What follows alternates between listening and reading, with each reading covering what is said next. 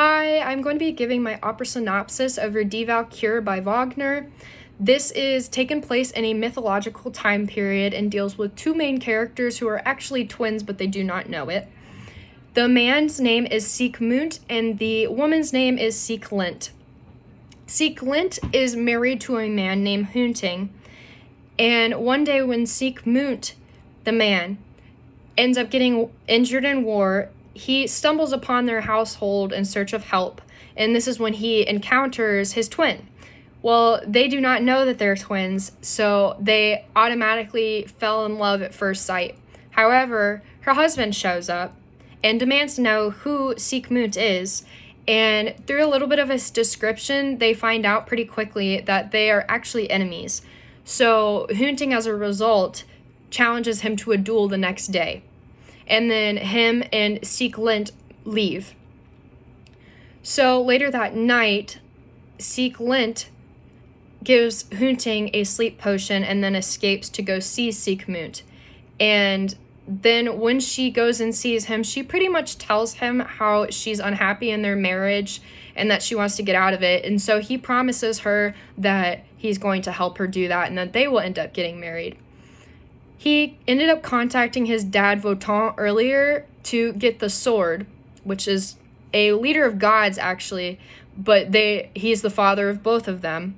And he found out that why he was doing what he was doing, and he found out that it was for his two twins. So he ends up in support and gives him the sword, and as a result, Sieglint ends up finding out that they are twins, but they don't care for some reason. But then Wotan ends up contacting his other daughter, Brunhilde, who is a warrior, and asks her to go help him to win the war against Hunting, to make sure that it was certain that he was going to win and that they would end up together.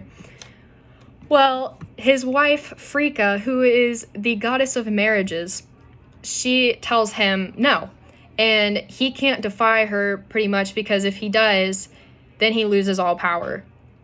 So he has to tell Brunhilde to call off helping him. And as a result, she agrees. But later that night, she has a vision of him. And so then she ends up defying him and going there anyways. So when this fight starts, it seems like Siegmund's actually going to win, and he about did until Wotan showed up and he broke his sword, and then that ended up with Hunting killing him. And then Wotan ended up killing Hunting, so both of the men are dead. And Wotan goes to find Brunhilde, who escapes with Sieglint, to punish her. Sieglint is kind of just distraught because of the whole situation, and she pretty much doesn't know what to do and is just standing there in awe. But Brunhilde snaps her out of it by telling her that she bears the child of the two. I don't know how that happened so quick, but it happened. And so she escapes into the woods, and Brunhilde is found by Wotan, and he tells her that he's going to make her mortal, and whoever walks upon her is going to have her as a prize. But that was her punishment. So she asks to be surrounded in flames so that whoever walks upon her has to be brave enough to go through the flames to have her. And Wotan feels pity for her and also realizes that when she says this, that the only person that could do that is the baby that is going to be born from those two twins before.